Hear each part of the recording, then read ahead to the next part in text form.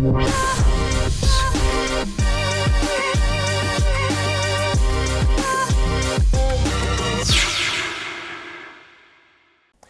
hope you're doing well. We're going to talk about the 5 things we learned from Adrian Lester and reveal those highs and lows. And hopefully it will inspire or even motivate you, as we only judge a person here by their character, not race, color, or religion. So please join our multicultural family if you are new. My name is Bobby Sayed. I'm the founder of the MS Show. As you can see from these articles, Adrian Lester didn't have an easy life. Let's hear from Adrian Lester, who is a great British actor, who we honoured during his theatre work and was good enough to attend our show as he understood the importance of a Multicultural Award. This is a bit of a surprise. On behalf of the National Theatre, I'd like to thank Bobby and all the work you've done. I'd like to thank Nat West. I never thought I'd hear myself say that. Thank you, Nat West. We're very, very pleased and very, very, very honoured. Thank you very much. Number 1, hard work. Anthony Harvey Lester was born on the 14th of August 1968 in Birmingham, United Kingdom, the son of Jamaican migrants. His mother was a medical secretary and his father was a manager for a contract cleaning company.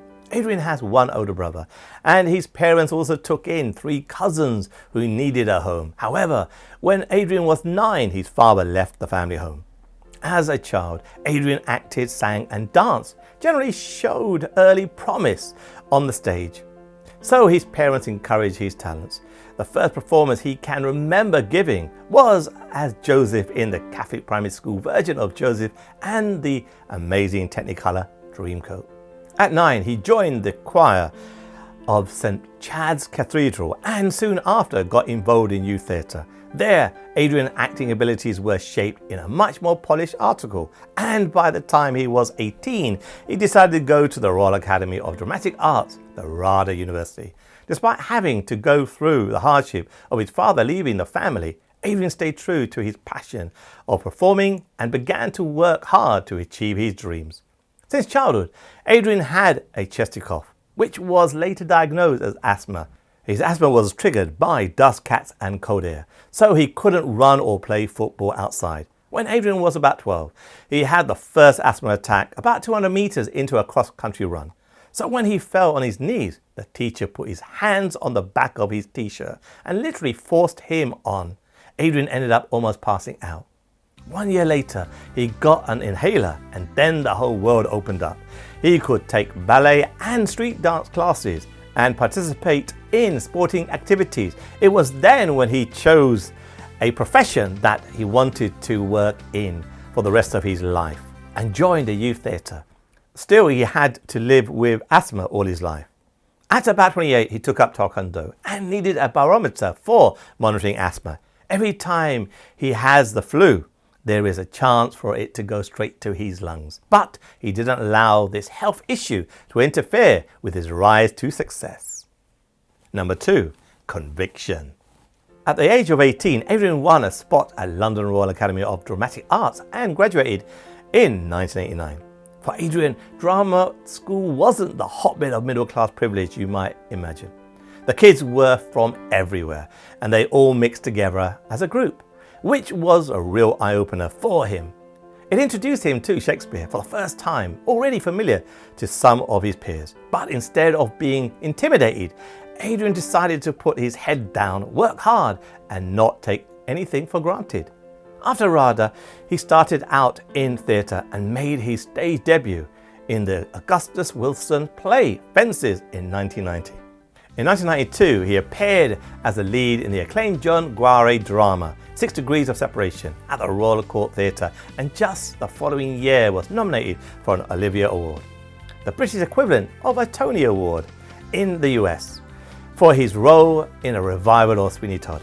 In 1996, Adrian also won a plum role as the lead in the Dormer Warehouse revival of the Stephen Sondheim musical Company.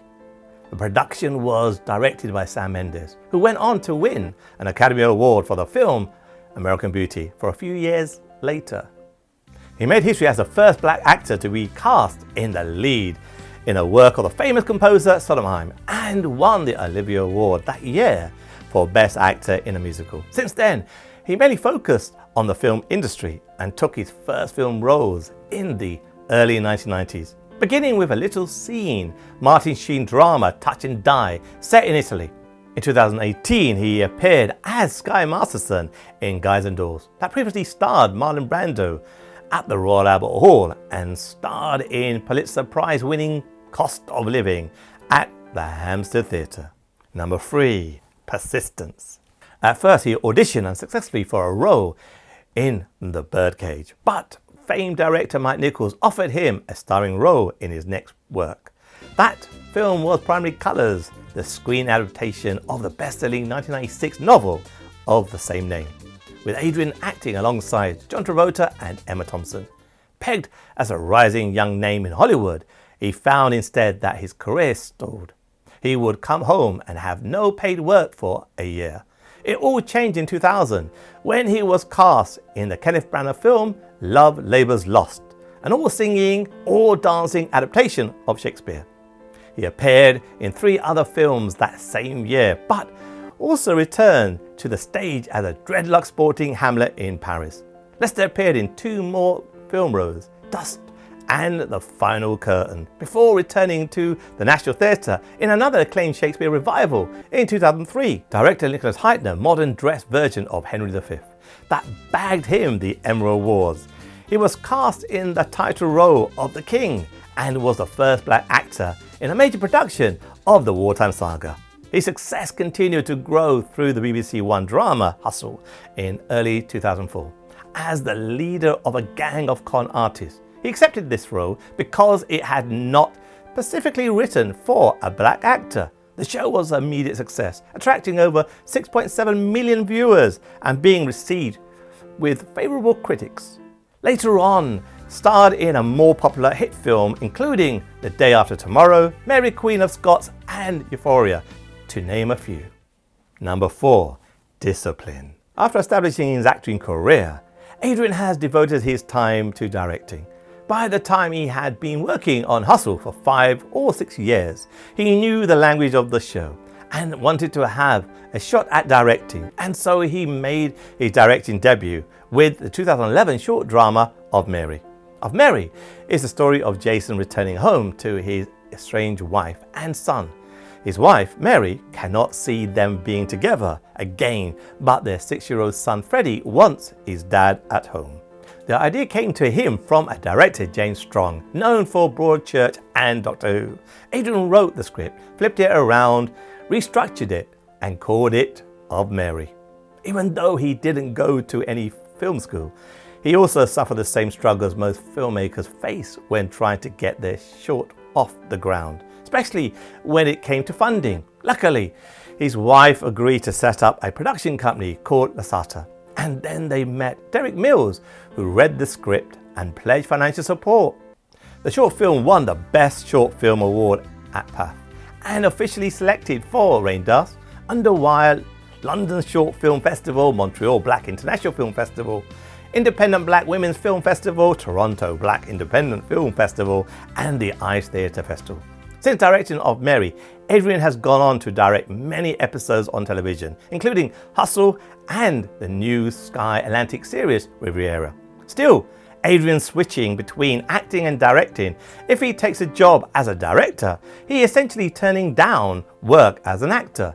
He says his experience in acting helped him to understand directing and vice versa. Thus, he got used to switching on and off in terms of a bubble as an actor and awareness as a director. Number 5. Positive outlook. In 2013, Adrian was appointed Officer of the Order of the British Empire, otherwise known as the OBE, for services to drama. He said he was really surprised but honoured to hear he had been picked for the award in the New Year Honour List. In 2020, he was made Commander of the Order of the British Empire, CBE, for further services to drama. He commented how he was very pleased to receive this honour and feels humbled when he thinks of some of the people who have received it before him. Throughout his career, Adrian received various awards and honours, besides many nominations, including a British Independent Film Award as the Best Actor for Love Labour's Lost. Lester won the Laurence Olivier Award, Time Out Award and the Critics Circle Theatre Award. Adrian has supported many charities including Eastside Education Trust and the Afro-Caribbean Leukemia Trust, to name a few. In 2019, Adrian Lester was among the 10 actors who worked with the BBC Children in Need to record an entire album of covers to raise money for this year's appeal. Each star handpicked a song significant to them for the album, which was recorded at the legendary Rack and Abbey Road Studios here in London, and received expert guidance from Brit and Mercury award-winning record producers and songwriters Guy Chambers and Jonathan Kirby. In summary, the fact Adrian is one of the few ethnic minorities achieving great success is a testament to him breaking down the racial barriers that clearly existed throughout his career. Above all, he has been a great advocate to promote inclusion within the media industry when equality and diversity was clearly not important for senior executives to maintain their own status quo. He worked alongside us through the Project Diamond initiative set up by Lord Ed Vacy to tackle the continuing inequality in the media as raised by me way back in 1997. Why don't you leave us a comment and share your own thoughts about Adrian Lester, on how he was able to overcome the obstacles that is an ever ongoing issue for many minorities in the past. Has the industry finally embraced true equality through our multicultural philosophy? Maybe there needs to be a better understanding between the differences within class and race issues.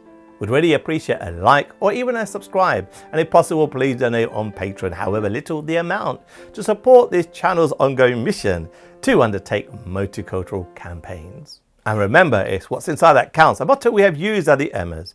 As Adrian Lester has proven, you might be deemed as a minority, but your talents will ultimately come through. So, until next time, thank you for watching and keep it multicultural.